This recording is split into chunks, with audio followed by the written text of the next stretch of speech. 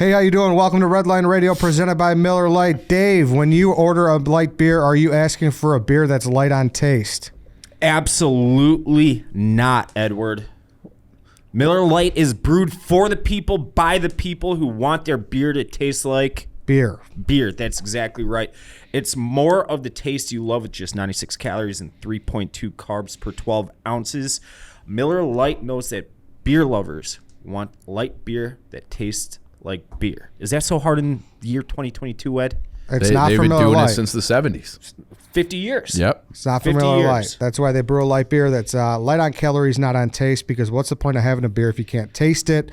Lots changed over the years. One thing that hasn't, and that's Miller time. We all love a good Miller time, especially when we watch our Bears, watch our Hawks. 6 years ago today. 6 years ago today. Cubs. World Series. So right. if you think about what you were doing at that time. I was thinking of airing date, sorry. Yeah. But yes, the day of record. Yeah. 6 years ago yesterday, November 2nd. You think of that moment. I know Dave, he was celebrating having Miller Lights, watching the Cubs win the World Series. He loved every second of it. And I know that was like, I remember like talking to my dad, and I remember having a Miller Lite, and the rest is all just fuzzy. Absolutely. To get Miller Lite delivered right to your door, go to MillerLite.com/Redline, or you can find it pretty much anywhere that they sell beer. Celebrate responsibly. Miller Brewing Company, Milwaukee, Wisconsin. 96 calories and 3.2 carbs per 12 ounces. Good morning, good afternoon, and good evening, Chicago sports fans. This is Eddie. Chief. And Dave. Carl's out. He is in Philadelphia watching the World Series with Jake Arrieta and starting 9. So it's just going to be the three of us today. The boys. The boys. The lads. White Sox, Dave. I mean, speaking of that, though, I feel like that's a good spot to start. We've got a lot to get into, though. We're going to talk about a plethora of Bears trades that we've made since we've last talked to you. We're going to talk about the White Sox hire. We're going to talk about the Blackhawks. A lot to get to, but the Phillies are playing some good baseball right now. It's super fun to watch. This has been an outstanding postseason, I think. We talked a little bit about it on the rundown yesterday, and playoff atmospheres for baseball are another animal. I don't know what it is. It's like an SEC football game to me. I really do think that it's like you're getting the right teams in there. Like I think that could be true. I think it's Philly, like the Yankees, like those teams, like their fan bases. Even Cleveland was awesome. But Cleveland, they're kind of cut from the same cloth too. Yeah, They're these gritty, grimy Midwestern people who just live for their teams. And like I just don't think you get that level of like passion from, and you know, these are drinking cities too, and I think there's an element of that to it as well. So those places are, you know, they're off the chain right now. It's awesome to watch. It'd be nice if we had some playoff baseball in Chicago this year. We're not. Well, it's that cold weather, man. Yeah, you know what I mean. It just means more. Yeah, you're buzzing. Yeah, they scan the cameras over the crowd, and you get the smoke from your breath. From the cold weather. Realistically, though, do you foresee the Phillies winning this thing? I don't know. No. You don't know, or you no, don't? I don't, okay. No. So you're live betting the Astros series price. I have quit gambling cold turkey until March Madness. That's my my comeback. But it's only because something's wrong with my login. I can't deposit money. Oh. It won't let me deposit. So but we can look it up, because I do feel like that if you're so dead set on the Astros, even though they're down 2-1, I feel like that's going to have a nice price. Look it up for me right now. I do think the Astros come back and eventually win the series. They are. Dude, I don't know, though, man. You're a baseball guy, it's a common trope. But that fucking mojo that they got going on is... It's not who you play, it's when you play them. Yeah. You know, it's not like football where you have a week off, and like we saw it this week at the Bears. They played outstanding football against the Patriots 2 weeks ago, and then... Plus 130 for the Astros. And then they come back and get smoked by 20 or whatever it was in Dallas. But baseball, it's like you're playing the next day. And even in game 1, you know, where the Phillies came back, they're playing really fucking good baseball right now, and you can't count them out. We'll see, though. I do think the Astros come back and win, because there's not one weakness on that team, and they're going back to Houston now. I think, are they going back to Houston? That's 2-1. They got one more. Yeah, they got one more. Okay, so 2 more. Yeah, 2 more. It's 2-3-2. Yeah. It's Tuesday, Wednesday, right. Tuesday, Wednesday, Thursday. Right. At the bank. Yep. And they're wearing the powder blues for Game 5. Yeah, that does you're mean teetering. something. That You're smells. I know it. Powder blue smells like we're You're closing this shit out. You're smelling. Even when the Yankees were down to the Tribe or the Guardians 2-1 in the 5-game series, I did in the back of my head think the Yankees were still going to come back and win that series, which was unfortunate. But after thinking about it right here, right now, the Phillies might have this one. They might. 130 seems like an appropriate price. I'm glad I didn't put that bet in. Because within 3 minutes, you've reversed course. You brought up the powder blues. Yeah, that's worth a win. That's Dude, at least a win. I love that lineup, though, dude. Schwarber, Yeah. Hoskins, Realmuto, Harper, Castellanos. Like, that's just a... They're dudes. Castellanos. They That's got a just lot of smooth dudes. fucking lineup. Yeah. We'll see how they those do are against guys Framber. that fucking mesh, too. Yes. Like, I love guys that mesh. With besides Hoskins, obviously he's been there forever. But just kind of a bunch of guys that, and obviously Bryce got the big deal. Yeah. And Baum, but, Castellanos, Schwarber just kind of bounced around a little bit. Oh, yeah. Yeah, For sure. And, but two Schwarber really was strong non-tendered. players. Yeah. Yeah. 2 really strong players that just kind of, They fill out your lineup. yes. Yeah. Yes. Yeah. And where it's like, where it's always like, man, those guys are really good players. Yep. And they're going to make some really lineup really happy. And Right, but That's they're never the going to lineup. be like, "Hey, our guy is Kyle Yeah, Schwarber." yeah. But it's like if he's a piece of the puzzle, you're pretty happy about And, it. Oh, absolutely. But they have their guy. and that's Right. what this is, right? Yeah, they have their guy. It's Bryce. It's Bryce. Well, we'll What has see. he got? 5 bombs in the postseason so far? Did you see? 4 of them go-ahead bombs. Did you see Tim McGraw in the stands? Tim McGraw in the stands. I was on top of Tim He- McGraw like 4 months ago. Just know. fucking pounding a missionary. Yeah, I was pounding a missionary. I was legit 5 feet from him. I couldn't have been closer. I was the Was that- closest person in the entire. That Windy was City Elton Smoke. John night, right? That was Elton John night. So I ended up winning. What do you mean you ended up winning? How did you win? On top of Because that red I- rag top. You guys were sitting in some douchey ass suite. I was at a wedding. with the people.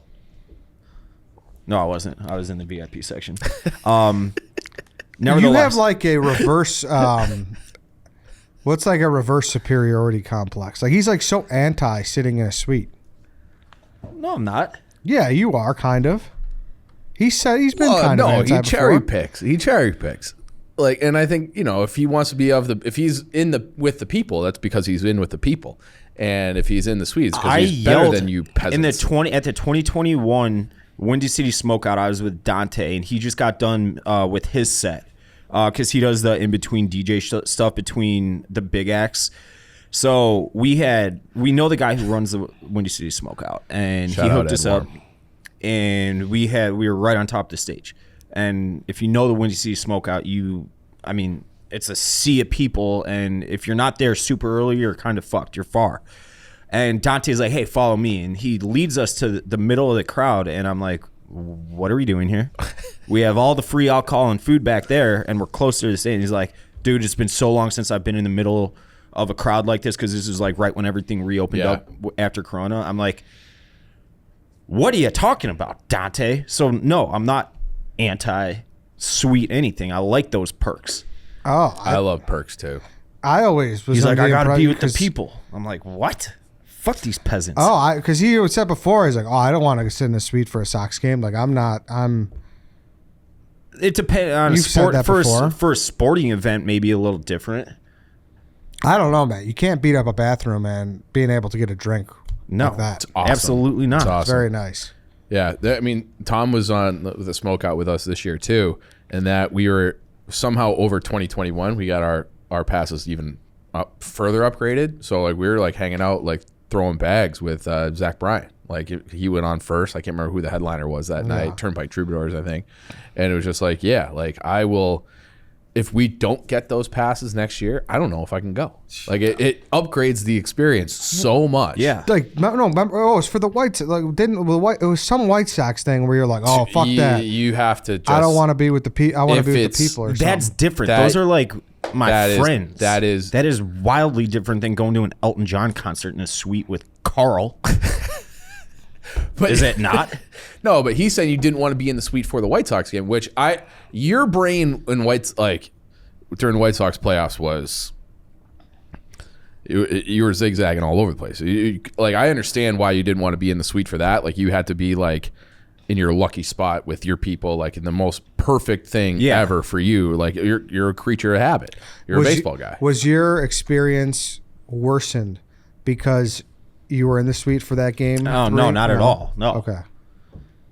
No, with not Marty at all. Mush over your shoulder? No, I like Marty. I had Za on my side. I had others on my side. Yeah. Marty, it was funny though. Marty was, so I got this friend. Gotcha. I just wasn't sure.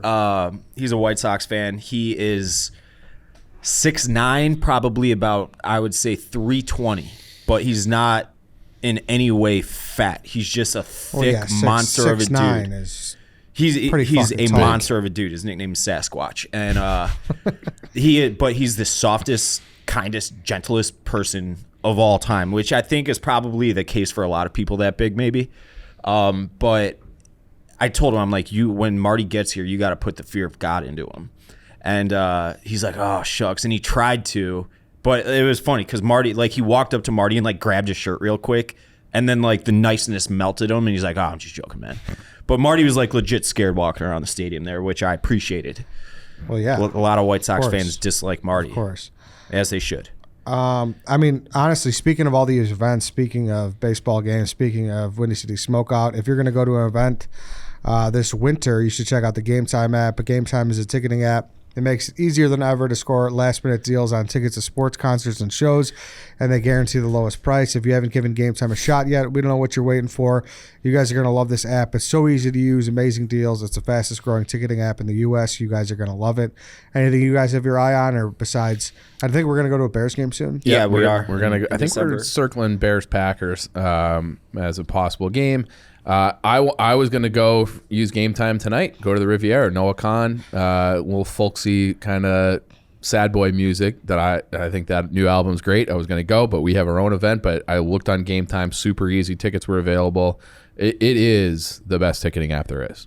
Beautiful. So download the Game Time app, go to the account tab to create a login and redeem code RLR for $20 off your first purchase. Terms do apply.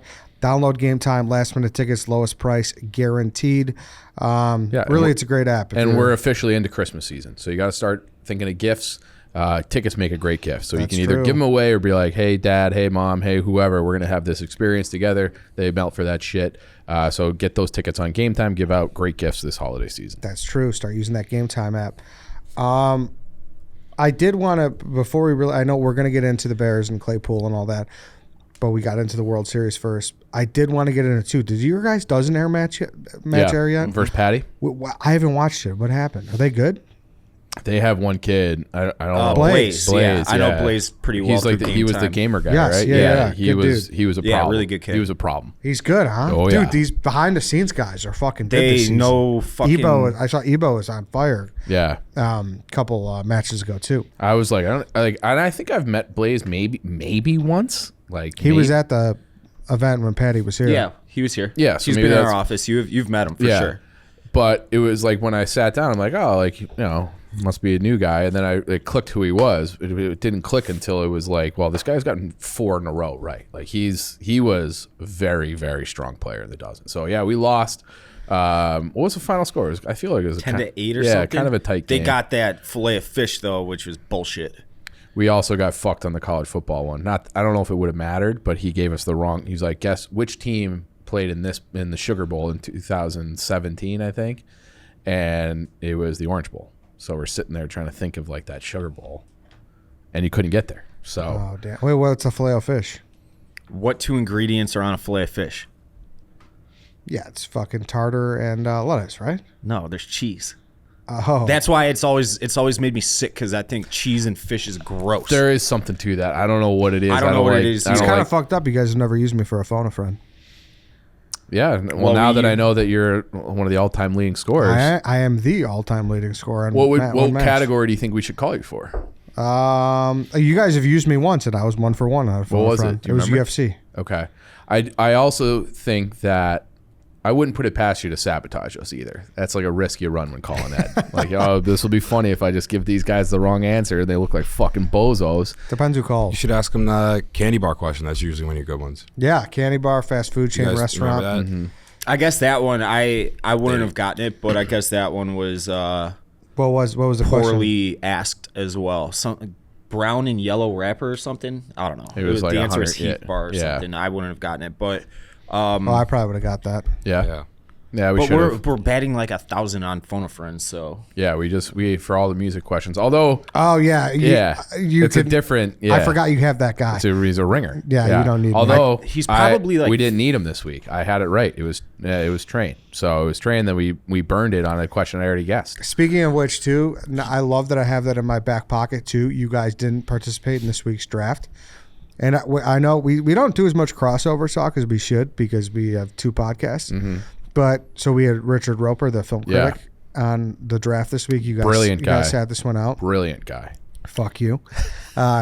He is. He's not brilliant. I'm not saying that. He has great opinions on movies. I'm not saying that. I know what you're getting at, and that's why I said fuck you. Nothing against you, Richard.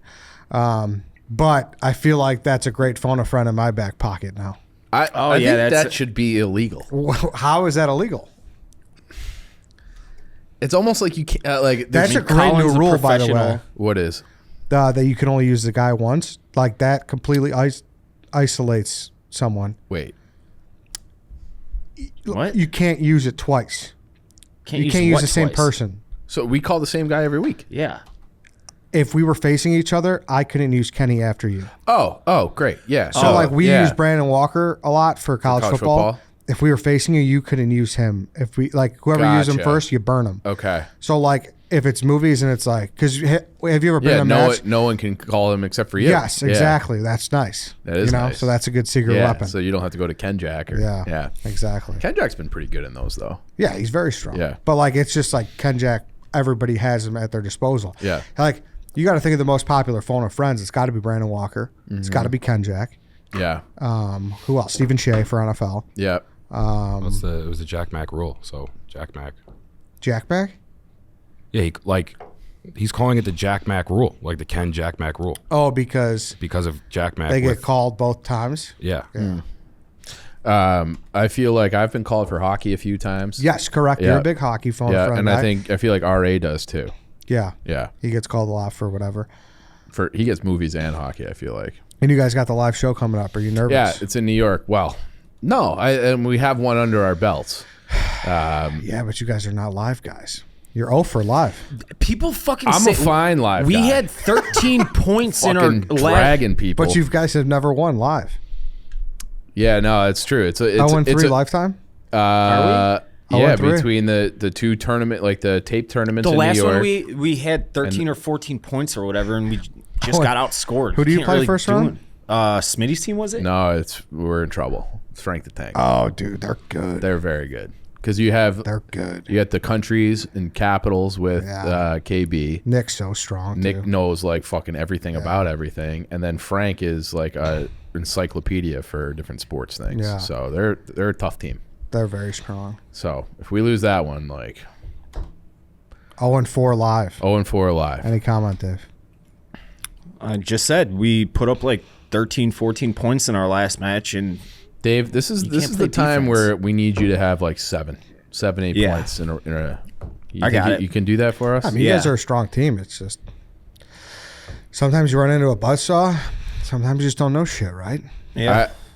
I think we're mentally weak sometimes, and I think that's what causes us problems live. How are you mentally weak? Guys get out of there, get too nervous over their skis, and then it's then there's bickering on stage, and we fucking lose. Yeah. And so we have issues. The bickering part, the clubhouse could be better. We'll say that. Yeah. But that was a major factor of the live show down the street here was that they got those two arguing. I'm trying to listen to Jeff, and it's he's there's going like this with the mic and putting it away and yelling at each other. And it's oh fucking Christ! It's weird that you see a team lose the match in the first round, and you guys lost that match in the first round. Oh, the Oakland A's question. Yeah. But to be fair to Dave, though, I thought Yankees was not A's was a better. But hey, Ed, let me tell you something. We lost that match an hour before we went on stage. Okay, it was over before it started. I would say so. Yeah, an hour. And maybe if you're really thinking about it, 35 years. I would say so. Lance, how do you feel as that team's manager? You think You think this team's gonna pull it out? Yeah, definitely we're going to need to, like, mentally keep it together. Like, the last one I was on the balcony, like, yelling, stay poised, keep it together. So we're definitely going to need to keep that together mentally. Poise is a problem. So I think if we can stay poised, we're a good team. We know stuff. You know, if we just can get the three of you guys to work together as a team and get the win, we got this. But I'll have to give a good pump-up speech. You know what I mean? Lance, I'll have to... You're asking us to climb Mount Everest. And people do it, man. People do it. It can be done. You know? I mean, the best of the best. Yeah, and that's what we're striving to be here. So right before the match, you know, I probably won't be there with you guys. Call me. I'll give you guys a little pump-up speech. We'll be ready to go, and we'll do this. Who's I'm down the for other that. 4 teams? I mean, Jeff has sent Walker experts are there. Yeah, and Dan's team, the Yak guys. The Yak's there. Yeah. So there's 2 more, right? No, I think it's just 6. I think it's just 4. Are we sure? Let me pull up the thing from my guy. Our niche category, which I picked because no one was answering the group text. Jeff had to text me separately. We're going with 2000s Big Ten football. So that should be right in our wheelhouse. Yeah. So and I feel like that kind of safeguards us in the first round because I feel like that could be a blind spot for Nick, KB, and Frank because they're not Big Ten guys. No. Yeah. It could, I mean, Frank's sports knowledge is... I know. He's not a college football guy, though. Yeah, but he might just know random shit. Yeah. Like, he was literally a data entry guy. He would just, like, process shit and then enter it on sportsencyclopedia.com. That's what he would do. Oh, you're right. It is 6 teams. Yeah, I told you. Yeah, so it's us versus the Frankettes. It's the Yak versus Smokin. They've always been a strong team too, with Donnie and Ken Jack, and then the experts versus the Honkers. So I don't know how you do that. Who wins? If you have 6 round teams, robin, I don't know. that's a lot of trivia. Yeah, that's a lot of trivia. Yeah. So it's going to be a great time. So I think there are tickets still available. So the one here was awesome. Like the crowd was into it. fun. We had a it was lot of super fun. Yeah. Heard the Philly one was nice too. Yeah. So if you're in New York and you want to go, check it out because it is like a really fun time. Yeah, fly out there. Support Team Chicago if you're from Chicago. And support JP Graziano if you're from Chicago. How about that, boys? I like that. What could they do to support JP Graziano, Chief? Well, they can go over to 901 West Randolph. People always ask me. I don't know. I'm getting a flurry of people being like, "Hey, I'm coming into town. What should I do?" I get 10 a week now. Yeah. And I got my buddy from England's coming in. He's like, I need like spots to go. And I'm like, well, you should go to JP Graziano's for lunch on Saturday. Do that. So go to 901 West Randolph. You can go to jpgrazianos.com for pickup or delivery. They're open from Monday to Saturday, 11 a.m. to 4 p.m. It is the best sandwich in town. It's the best guy in town. They also have, we've been doing the beef kits for forever, so you can get those at Barstool Sports Store, Taste Real Chicago. And then I would say get the Mr. G. Get the Mr. G when you go. Everyone's like, oh, I'm going. Which should I get? Specialty sandwich, yeah. Yeah, like that's the one for me. Mm-hmm. Ed, you direct people to never go anywhere near Jardiniere when they get a sandwich. It's not true. But yeah, get the Mr. G. Well, I love the muffaletta sandwich. That would be my second recommendation. Mm-hmm. Get a little half and half. Here, this is another little. What makes JP Graziano's great is they don't use bread that's even a day old, let alone 2 days old or more. They get their bread in the morning, and when the bread's gone, they're done serving because they refuse to serve anything other than the best quality sandwiches money can buy. Correct. Fact. You're very right, Dave. So, yeah, go get those beef kits, tasterealchicago.com, and whip up your beef if beef season, guys. Like, you know, you guys are going to be... Easy crock pot meal on a Sunday. Cold. You're not going to want to leave your house. Like, it's not want to leave your house season. I'm looking forward to that. Yes. So, You're like... just getting steps in between your couch and the crock pot. Sunday. Just pop this thing in, tasterealchicago.com. And 901 West Randolph, go get yourself a sandwich. They named the street after him. That's how good That it is true. Also true. That's a fact. All right. Bears, a lot of shit cooking, boys. A lot of shit cooking. Ryan Poles, busiest man at the deadline. really the only one who made the deadline exciting, with the exception of the Bradley Chubb trade and the TJ Hawkinson trade. This has been, I mean, sure, the actual deadline day, but Christian McCaffrey got traded. Yeah, and like, McCaffrey. I think there were like 20 trades. There was a lot, yeah. Yeah, it was the most that I can remember. But it was a lot of Bears. The Bears Point were being. at the center of it for sure. And I think I'm just on board. I think Poles, I think he did a good job. I wish he was able to give the Ravens pick for Claypool instead of their own, because the Ravens will probably be in the 50s somewhere and the Bears will be either late 30s, early 40s. So it's probably like a 12, 14 pick swing, but whatever.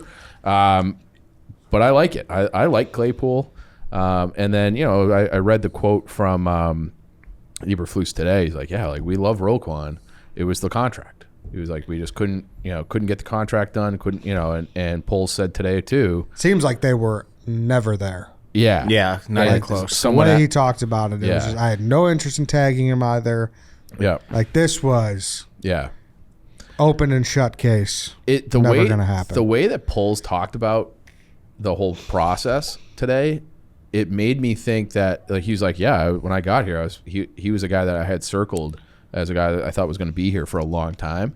And it was basically like, no, I want $100 million or I'm leaving. And it was like, well, wait a second. Like, I think the ask from Roquan, like, legitimately stunned Poles. Like, that's the vibe I got from him. And then he was also, someone asked him directly today if Roquan not having an agent made the process more difficult.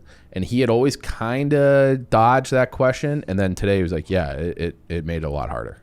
Mm-hmm. So they're moving on. So it's a shame. Like, we're obviously biased. He's been in studio. We've seen him out in public a few times. He's a good guy and a really good football player. He's a man. He's also like, he's kind of a throwback, dude. How so? Like, he's a throwback in the sense of, like, he really embraced the city. Yeah. Mm-hmm. Whereas, like, you don't see that as much anymore, man. Like, I don't know if you saw Waddle posted that picture. And, I mean, he didn't do this specifically, Roquan, but he posted that picture over the weekend of, like, it was, like, him, Frank Thomas, Mark Grace, and, like, all the boys together. Like, Roquan, like, you could see him around. You know what I mean? Yeah. Like, he was always somewhere. And that's what I mean, where, like, he's a throwback where, like, he was always bopping around the city, whether it be the summer or whatever. And, like, you don't really get that anymore. Like, you can't with social media, Yeah, you can't. And, like, just, like, I think the people are going to fucking L.A. or Miami. And it's they're like, doing their training in Arizona. People just don't embrace the city. And I really appreciated that at Roquan. I know it's a fucking means nothing when it comes to on field, but there is something cool to someone who just embraces this place. Yeah. And I know for a fact that he really did want to play here his whole career. Yep. And he loved fucking being part of that community with fucking the linebackers room. Yes. The rich history with fucking Urlacher and Singletary and Butkus. So it's probably the only team in the NFL that values linebackers like that way. Like, where it's like, who are your best players ever? Well, it's Walter Payton and then like 6 linebackers. Like, there's no other organization quite like that. And it felt like he was going to be on that like path towards like that Mount Rushmore of Singletary, Butkus, Urlacher, and then him, and it just never. Yeah, and like, listen, I get it. Like, if they didn't want to, like, I'm on board. Mm-hmm. Like, yeah, if he totally. didn't want to pay him, like, I can't fault the guy. The guy has a vision. He was the guy who was chosen to lead this team to do what needs to be done. Mm-hmm. And it's a hard path. It's a hard thing to do. And he said today, like, look, if this doesn't work out, he's like, it's my fault. He's like, he's a great player, and he's like, I'm building this thing the way that I think is best, and ultimately, if it doesn't work out, it's my problem. However, I'm kind of getting very annoyed with like this fucking not holier than thou, but this smarter than the football fan being like, the modern NFL off-ball linebackers don't matter anymore. Yeah, I hate that. Get the fuck out of my face. I mean, like, come on. Like, you're not going to need a fucking linebacker like Roquan Smith. That is the dumbest shit in the world. Those guys can always play. It's almost like... It's crazy. That happens in hockey a lot, too. And Ryan Whitney had, like, the best quote about it. Because, long story short, the Anaheim Ducks are like, well, we're just going to be all skill guys. And we're just going to, and then they were winning for a while. And then they hit the wall.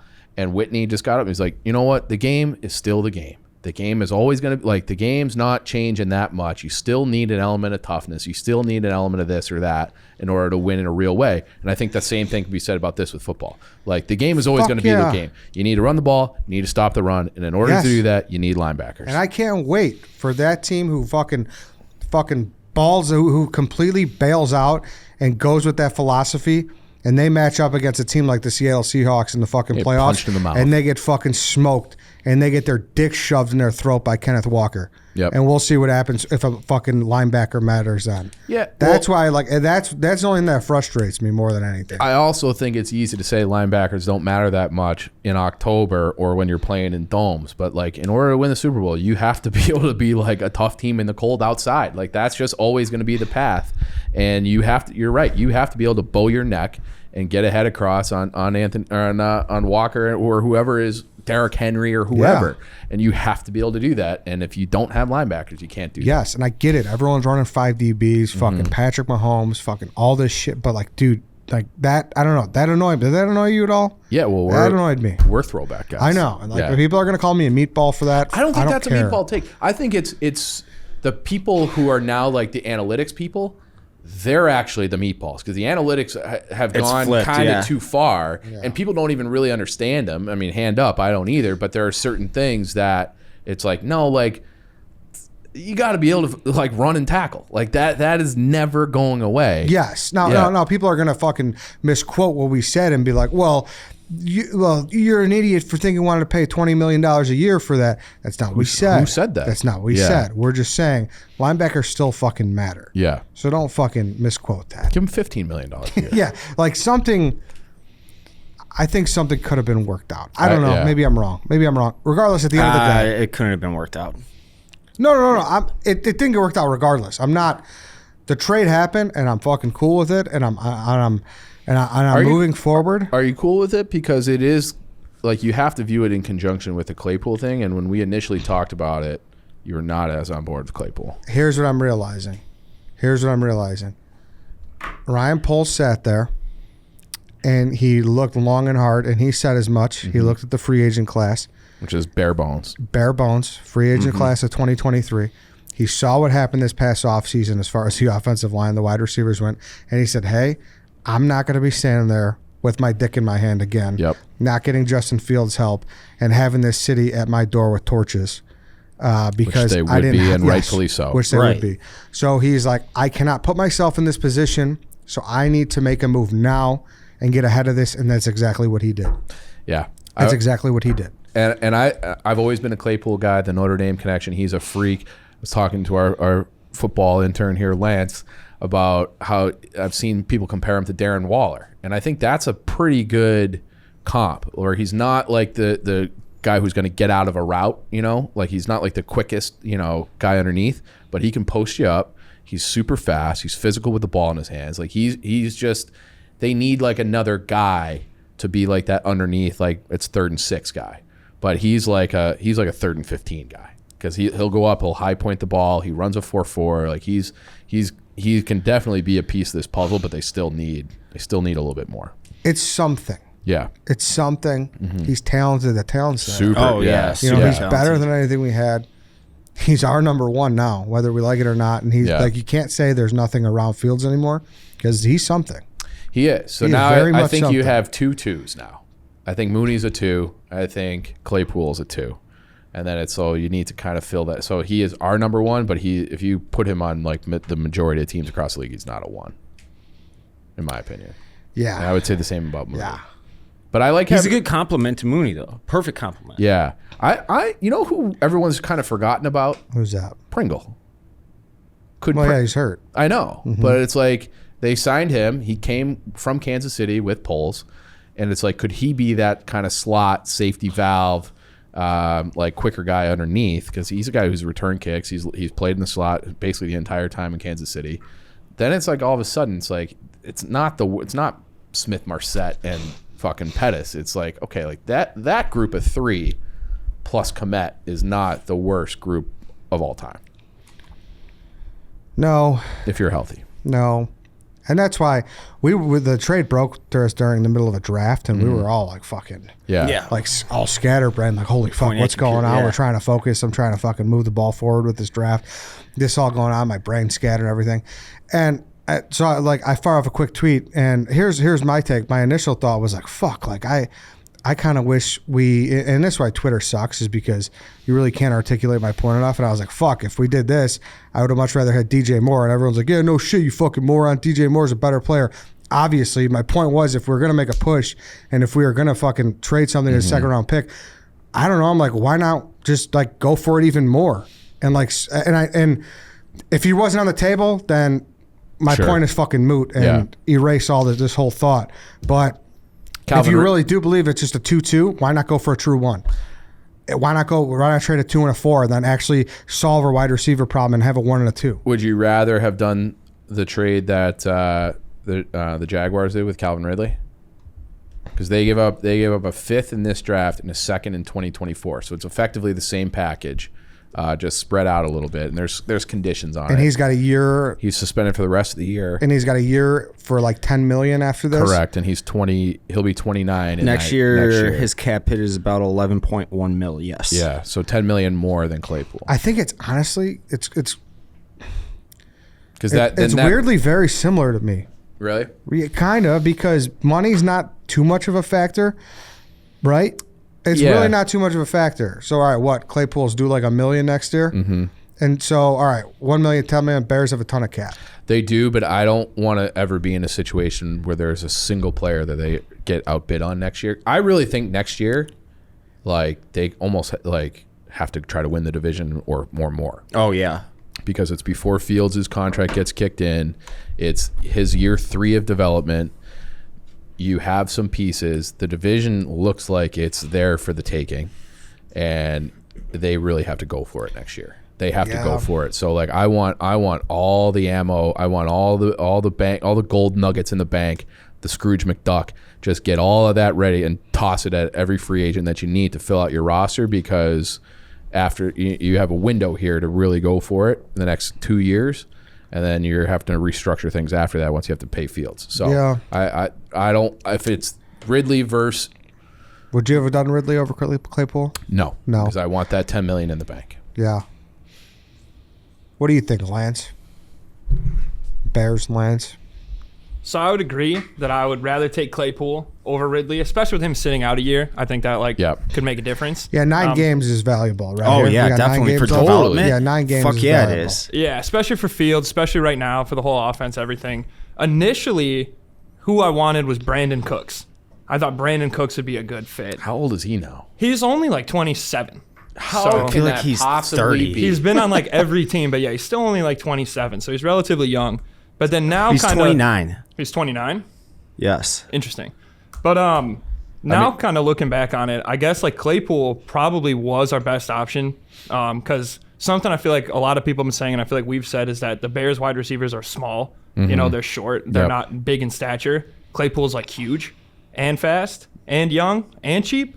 So, you know, especially with no free agents next year, like you were saying, Eddie, like Poles had to make a move. Probably made the best move he could make. Arguably, I guess, like maybe Calvin Ridley, but I don't know. And something I was telling Chief is that Claypool kind of has like a little bit of an attitude to him. You know, he did that little TikTok stuff, which I guess like, you know, got him some attention. He's a big TikTok guy. Yeah, so that kind of makes me a little questionable, because the Bears are known to get roasted a lot. So Claypool could put us in more fire. Maybe not. I will duet every single Claypool dance on TikTok if they win with him. I will match that. Okay. I will do the same. You'll duet the duet? Yeah, I'll duet the duet. Right. Yeah.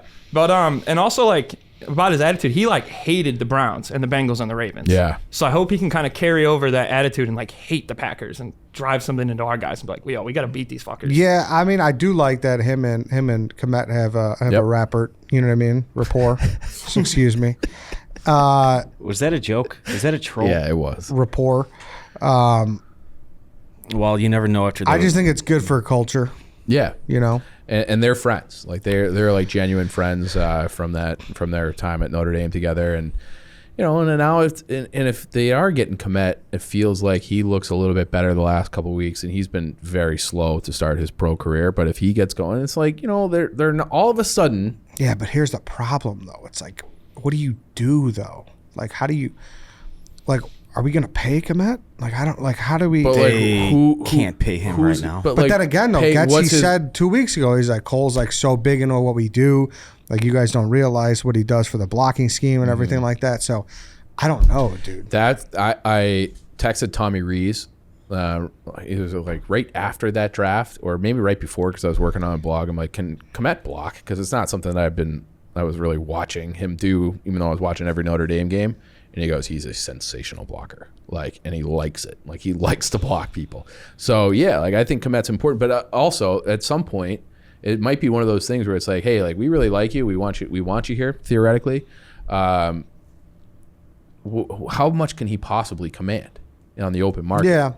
So who are you bidding against? And then it's do you go to arbitration and be like, well, you had 7 catches. Yeah, but like, who knows? We'll see. Who knows? How Claypool plays and what he's going to want after next. But whatever, all problems that are going to happen in a year and a half. Poles is making the bet that he is going to be able to build that defense in a different way than he is the offense, because it'd be interesting to watch how they play the rest of this year. Yes, because now it is easier to envision what they are going to do offensively a little bit more so than the defense, because that defensive front seven, they got nothing.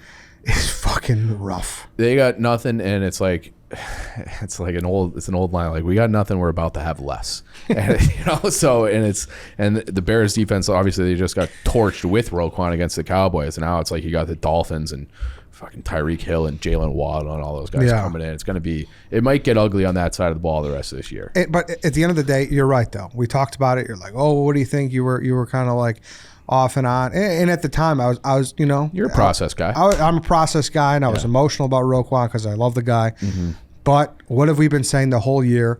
It's all about Justin Fields. We made a move to make Justin Fields better and put him in a better opportunity to evaluate him, and that's what matters. I disagree. Really? I don't think that you make a trade for Claypool unless your evaluations are done. I think I can see both sides. I think it's like, hey, you know what? He is our guy. Let's go get him help. But the evaluation never stops, though. We're talking every dollar, everything matters. Well, everything matters. Going back to like your comment from, I get what you're saying. Yeah, and that makes sense to me too. Yeah, but everything matters. Everything matters. I know, but I think we said this like 2 weeks ago, where you were like still like, Stroud, Bryce Young, whatever, and maybe Poles and Eberflus were thinking the same thing, and Getzy. I think now, after the ascension he's had the last 3 weeks and all, which is like fucking crazy. This league's fucked up, man. Why? Because we're like 2 weeks makes a difference. 2 weeks makes such a difference, dude. That Texans game was fucking a month ago. Yeah, that was disgusting. Game. Those interceptions were disgusting. Disgusting. Yeah, but he hasn't had a backslide moment. I know. I know. Yeah. But like, I think the talent's there. I really do. I've been the Justin Fields guy. I'm not denying that. Yeah. I'm in. I see it. Yeah. I'm like, and I feel it too. Like, I don't wince when he throws the ball anymore. Nope. And I think they got the best quarterback from that class. I really do.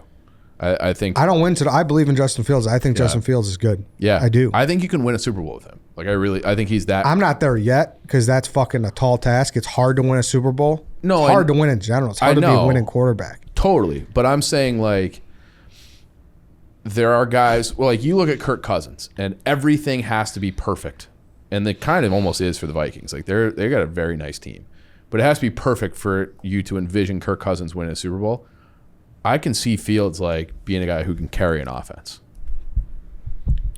Like, he doesn't necessarily need a Justin Jefferson. But you got to get in the rhythm of winning seasons and winning divisions first. You know, and I think it starts with that. So yeah, they'll be there. I'm very bullish on the Bears going forward. I think they're going to be very good next year. The next couple of years, I think they're going to be. I like the conviction from Poles, man. Yeah, I do like that. I will gotta say believe that in about yourself the man, too. Yeah. Like hey, we weren't there. Yep. We weren't there, and that's not an easy move. Complete teardown. Oh yeah, complete. bare bones. I feel like the only guy is Eddie Jackson, who just got named a permanent captain. I don't know if you saw that. I saw that. So a permanent captain, even though he's a soft pussy, according to some people. I mean, he made 2 exceptionally soft and pussy plays last week. They didn't even make plays. He just olayed. And the video was clear day. You're a safety. Go and fucking stick your nose in and hit somebody. Not saying he doesn't deserve captaincy. If like Robbie Gould was a captain, he was a kicker. Veteran. That doesn't mean he's fucking good. And I actually got my buddy who was a scout for the Browns for a long time, who I went to college with. I had him shoot me over the PFF grades for it's like the paid version or whatever. What's today? Wednesday? Monday night. And he's been largely very average this year, and everybody's shitting down my throat because he's improved from very bad to very average. And I know those things aren't necessarily gospel, those grades, but I mean, I have empirical evidence and visual evidence on my side.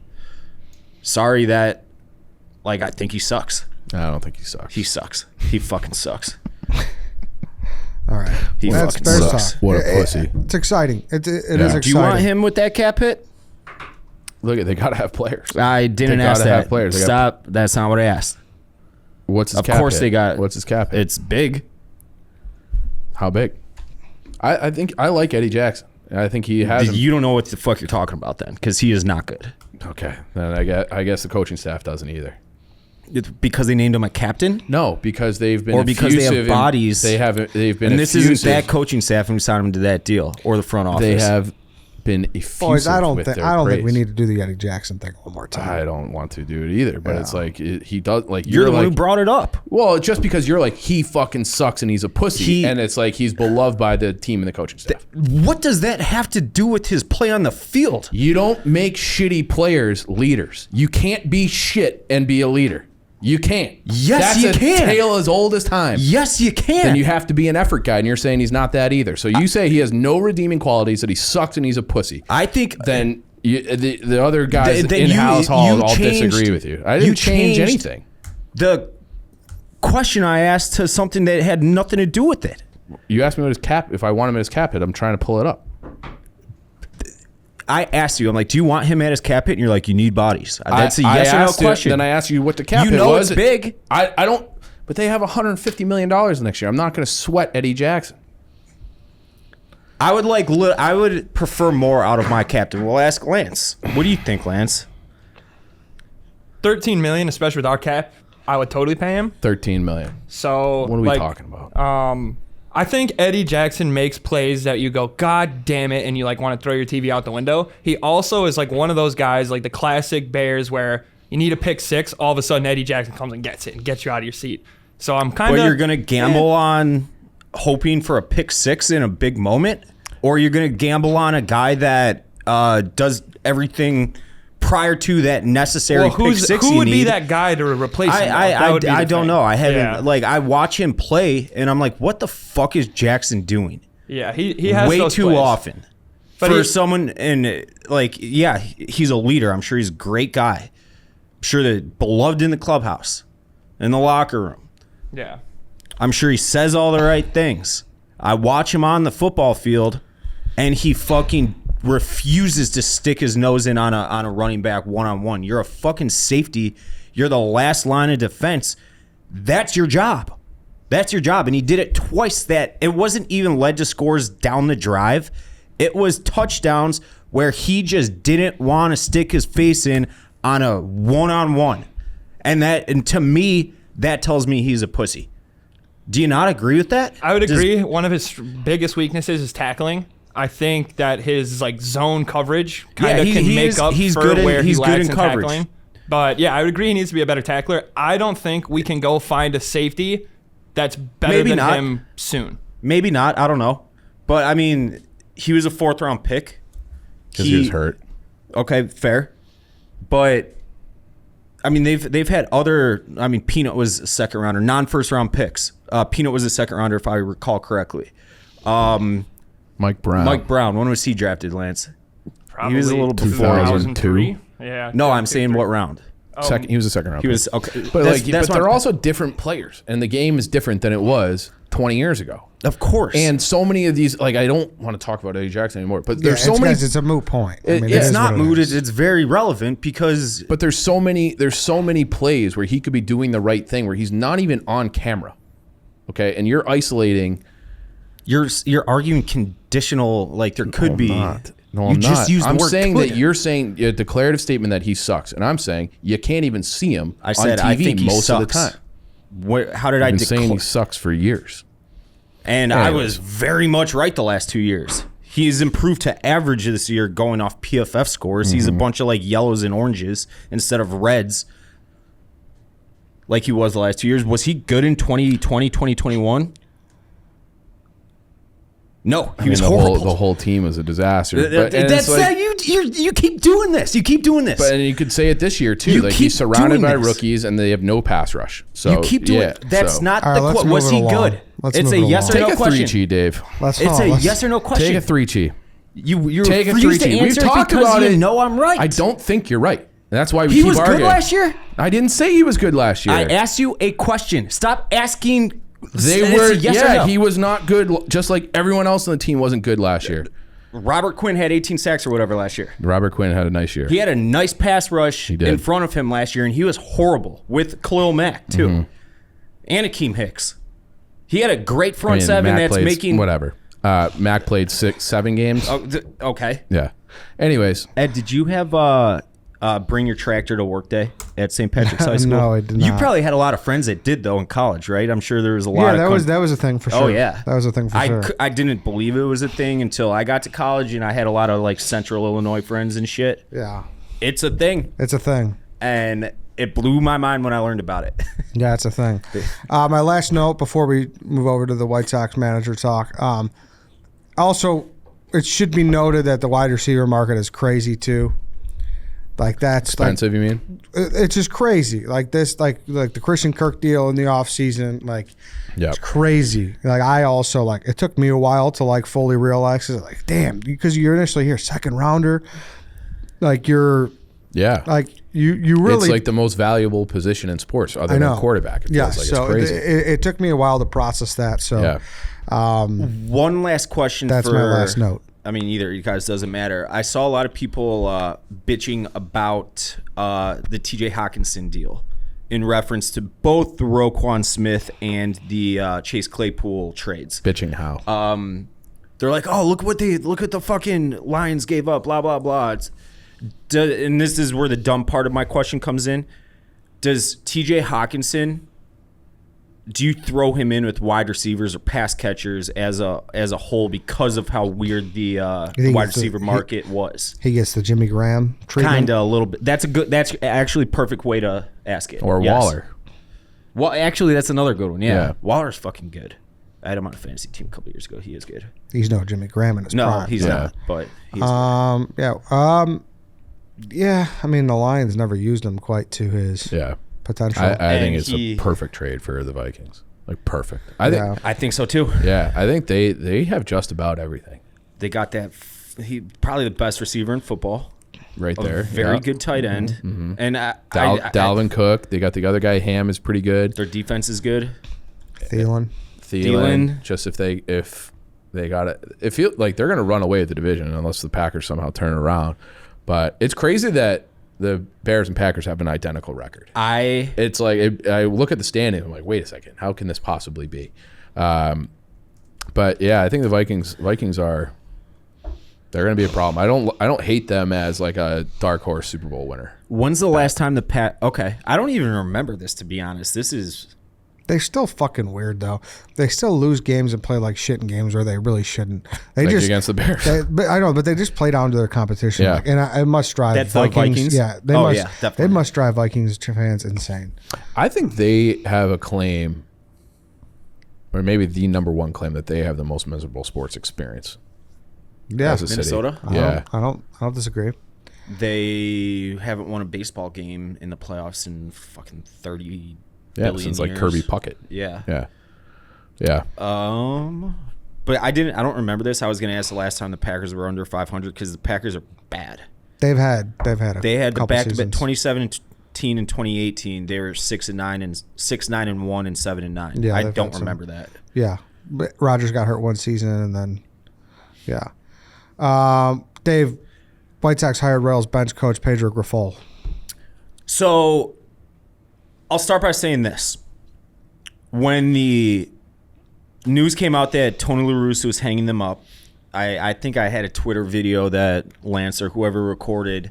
I said I wanted them to scour the bowels of all 29 other organizations to find their guy, and they were the last managerial vacancy to be filled this offseason, and it sounds like they actually performed a shit ton of due diligence on this guy, Pedro Grifol. I'm not going to ask like I know the first thing about him. I did ask around a couple agents and buddies around baseball, and they all swear by the guy. There were a couple things like, oh, yeah, he's a hard ass, so if you got a team full of pussies, which the White Sox very well might, looking at you, Yohan Moncada, then they might not take to him, but I don't, like, I'll never side with, like, oh, you got to baby this guy, that guy. Like, fuck that. You're a pro. But there's been a bunch of articles and, like, decade-old articles even, and old interviews with this guy. After a 24-hour kind of, what's the word I'm looking for? Like a little moratorium and being able to sleep on it and make a comment on it. Some process. Being able to process it, I really, really, really like the hire. And it goes against everything. I can't remember the last time they've gone outside the family for a hire. My first guess was Jerry Manuel, who I'm sure you guys don't even remember. They made the playoffs. What do you mean? What are you talking about? Yeah, I they mean, got swept by Seattle. Yeah, they got smoked, but that was That's like my first hundreds. vivid White Sox manager. Yeah, Jerry Manuel? Yeah, I Yep. couldn't tell you who was before him, actually. I can't. Yeah. Who was right before him? I can't. Yeah, I can't. Yeah. That's my first. Dale Yeah. Torberg? In fact, if No, it was like wasn't a him. dozen trivia question, be like, and it was like the bonus round, like name as many White Sox managers as you could, Jerry Manuel might be like, It's Riggleman and Manuel, yeah. At that time, yeah, Yep. yeah. and almost Don Baylor. Oh, Terry Bevington, that's right. And Gene Lamont, that's right. I remember those guys. Terry Bevington was fucking horrific. My dad hated him. Anyways, yeah, he's going to bring in his own staff. Ethan Katz, the pitching whisperer, is coming back, but I'm fully on board with this hire. Now they got to get the roster right, but if I can't remember the last time that you were happy with a front office decision. it's been a minute, it for sure has For been real. a minute. Probably the extensions from, right? Probably, or no, the deadline in 2021 when, like, even though it was Minor moves. didn't work out at all. Yeah, like you I liked the really Kimbrel liked it deal. because I was Yeah. looking at him like, dude, you got fucking Kimbrel, who was just otherworldly in the first half with the Cubs, Hendricks and deal. Hendricks backing him up. Yeah, Like those, like that's a 7-inning baseball game right there. And then Certainly. just I mean, Kimbrel just sucked. he just completely shit the bed, and he shit the bed this year. He was left off the Dodgers postseason roster. But all in all, this is what it boils down to for the White Sox next year. I'm assuming largely they're going to run it back with pretty much the same roster. Should these guys stay healthy and play to their potential, they win the division. Should win the division. The talent is the best in the division by far.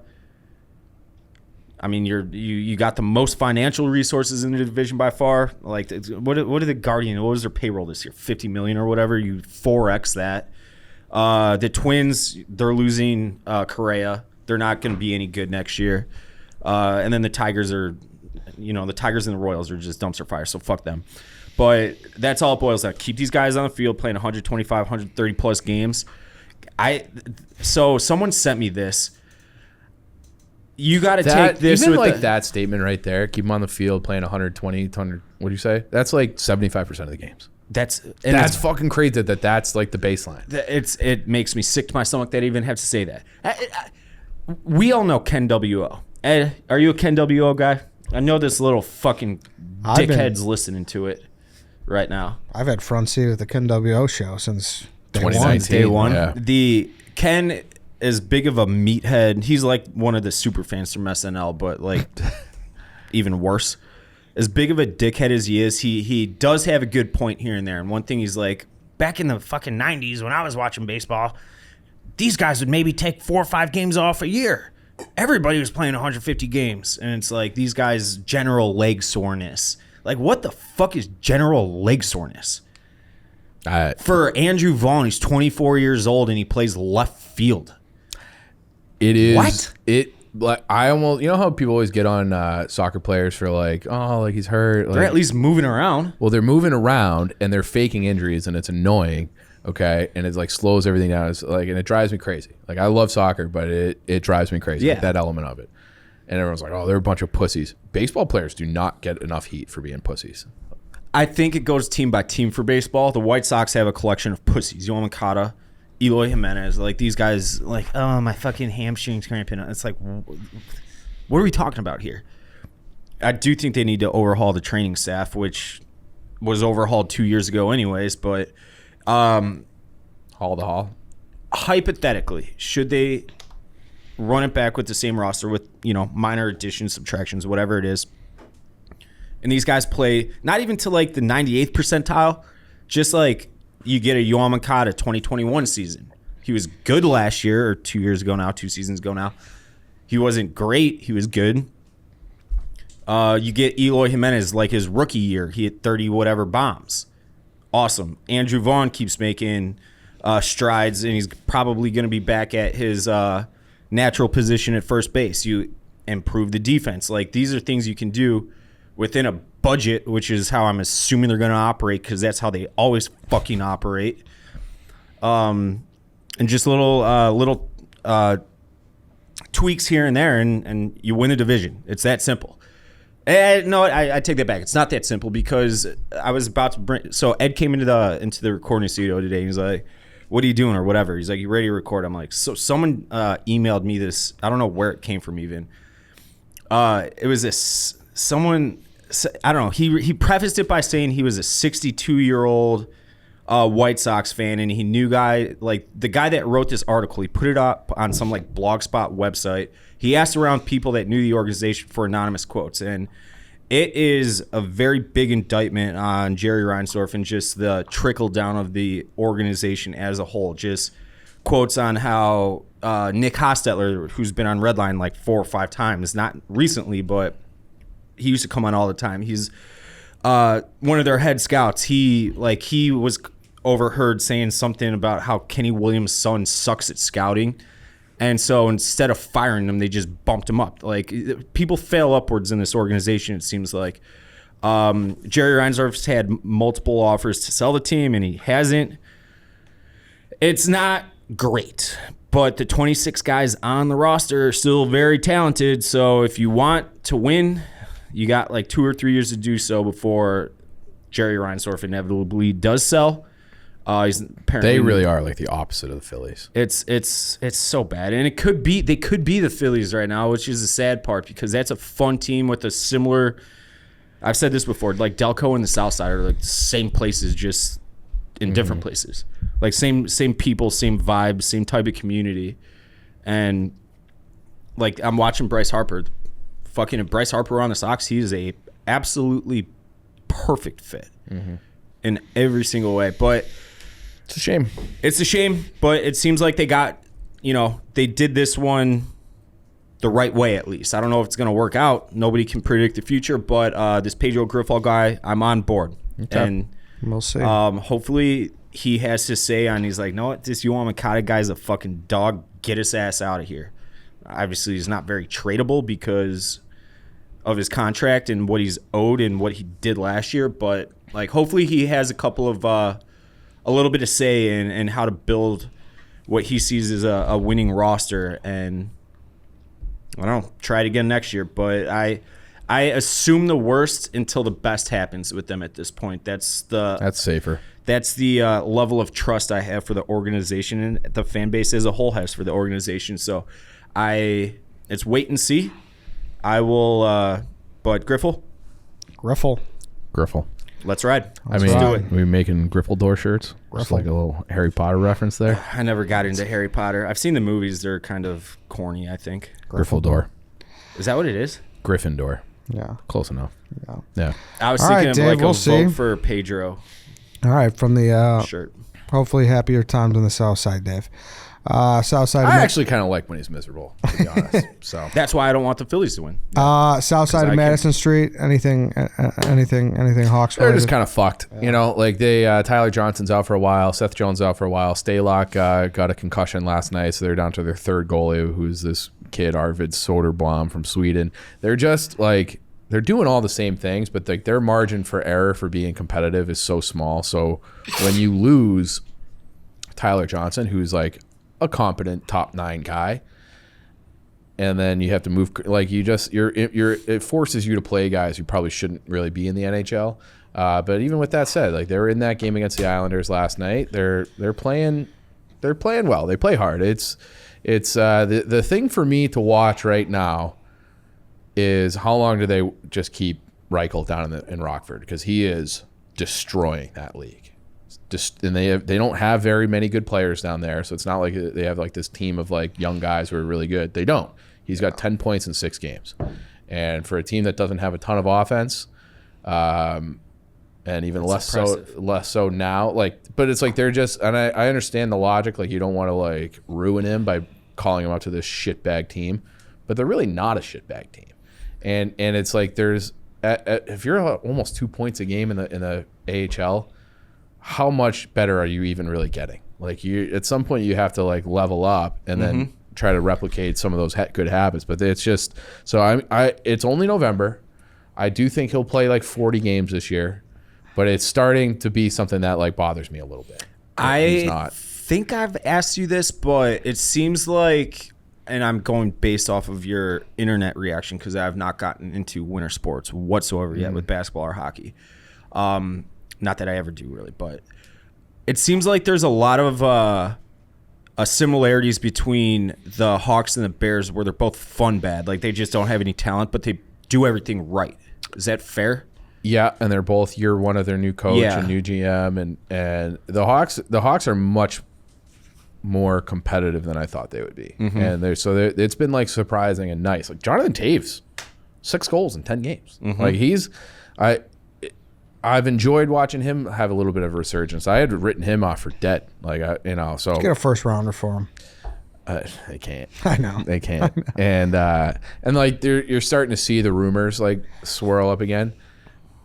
The guy Spectre from TSN, all these. You have a little Charlie horse there? I did. Did you see that? I did see that. Yeah, in my calf. What's going on? You want to get up and stretch it out? I'm good. Okay. Which is weird because I pound water. You want me to rub you down? Yeah, give him a little rub down. I'll rub you down. Are you wearing the? No, I won't rub you down. Wow. No. Come on, give me a little. No, calf it was a massage. disingenuous offer.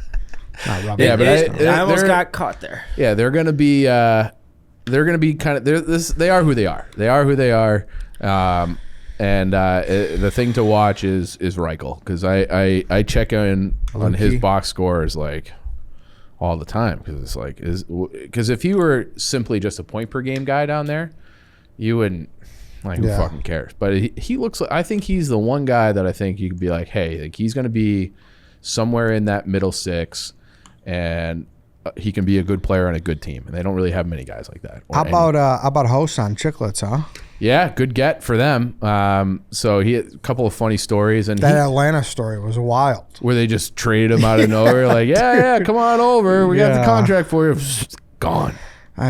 They immediately faxed it. Yeah. And I was like, is this normal? My agent's like, no. Nope. Yeah, if you guys don't know what I'm talking about, go listen to the interview, obviously.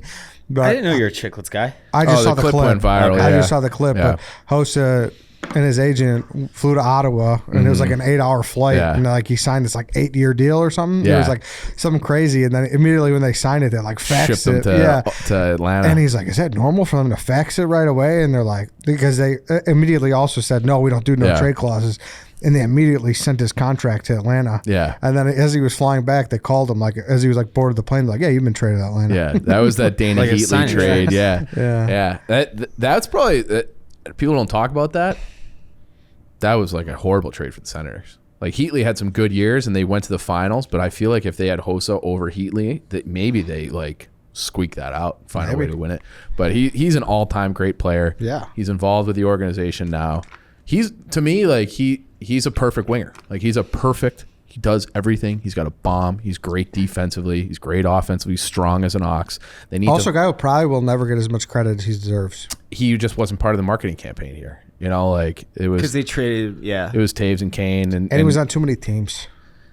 Yeah, I think that hurts. But I yeah. mean, he's a surefire Hall of Famer. Yeah, no doubt about it. But he was he was a mercenary. Yeah. Like that was you felt so bad for him because he had been on all these Penguins wings flip. Even going back to like the Ottawa thing, like he was on some awful Ottawa teams, and then it was like right as they were ascending, they do that little bait and switch and send him to Atlanta, who then they themselves were basically awful with the exception of 1 year.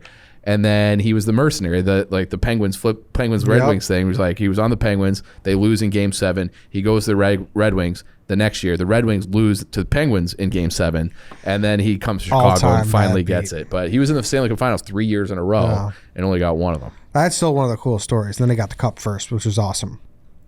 Yeah, they handed it to him Taves first, right to him. Sweet, and I remember like that story where Johnny was like, "Oh, I'm going to hand it to so and so." And then he he forgot about Hossa, and he's like, "Hey, sorry, I know." I think it was John Madden. Who had been like he had won it with the Devils. He was a veteran guy, and like John Madden's like getting ready to lift that cup, get it second, which is an honor, right? Who does the captain pass it to? And he's like, "Yeah, never mind. We're giving it to Haas." Yeah. And he is a great player, and they need like another guy like that. Just go find another Marian Hossa. Yeah, should be easy. Yeah. All right then. Quick Bulls note: 4-4. I beat the Nets. Nets are a fucking dumpster fire. They're So I weird, don't even know yeah. if that's an accomplishment to beat them or not. And then they lost to the Sixers and the Spurs earlier in the week. So people seem unhappy. Yeah, it's. NBA is weird. It's hard to really care in November, at least for me. Yeah, I have to wait until Christmas. Yeah. So Christmas Day is opening day for the NBA for me, but they just can't. Like, it seems like they just can't get healthy. You know what the common denominator is? Yeah, the bench. Bench is sick. It is. Mm-hmm. What's the common denominator? It's a Jerry Reinsdorf home Oh, team. yeah. I'd like to wrap with this, though. I'm just going to say a prayer for our defensive backfield this weekend. Yeah. Sign of the cross, Dave. Sign of the cross. He's not Catholic. I know you're not Catholic, but still, sign of the cross. It's not a Catholic thing. It's a Christian We thing. just need anything we can get for those boys back there. With that front seven and with these It's wide gonna be receivers rough. in Miami. Sign of the cross for our boys. What's the over-under in that game? I don't know, man, but I'm worried about our guys. I'm worried. That's it. Sign of the cross. Good luck to the boys. Tune into the post-game show. We'll do the spaces. Just look out for I have one brief note. What's that? If you have access to bet on Northwestern football, whatever the line is this week against Ohio State, take Ohio State. We can't bet on it in Illinois because Northwestern, you can't bet on Northwestern here. I don't care what it is. I don't care if it's 100 bet on Ohio State. That's a good note. I don't understand how the Bears are only a 5-point dog in that game. That's a rat line. Bet the Bears money line. I saw. Oh, look at that! It was. This was Gordon and Jackson were limited today with their hip. It's gonna be a long day for the boys. It's gonna be a long day. That's gonna. Gordon and Jackson are both out. They were limited. They were limited. limited. So- Limited. Okay. Bad hips. Yeah. It's gonna be a long day. You're gonna need those hips against Tyreek Hill. Yeah. Go follow us, Eddie Barstool, It's Barstool WSD, Barstool Chief. We'll be live. 45.5. We'll be live after the game. I might need to come out of gambling retirement this weekend. And bet the Dolphins? No, make some player bets on the Dolphins because you're not keeping those guys out of the end zone. I'm sorry, you might as well emotionally hedge it. It's gonna be ugly. Am I And there's nothing a you can do. brutal fan for saying that? No. No. I mean, that's just everybody Tyreek knows the Hill score. Yeah. Just run straight. What's the weather going to be? Maybe that's a factor. It's going to be like a downpour. Oh, no. It's supposed to be beautiful for like the next 10 days. I looked Then this we're morning. fucked. Yeah, boy. like mid Just say a prayer. 60s. Just say Yeah. a prayer for the boys in the backfield this I week. haven't looked at like Say a prayer. precipitation though. Hold on. Yeah. No precipitation. A little cloud cover. 70 degrees they're right gonna, now, They're yeah. going to have everything. So, all right. All gas. No breaks. DJ, play that shit.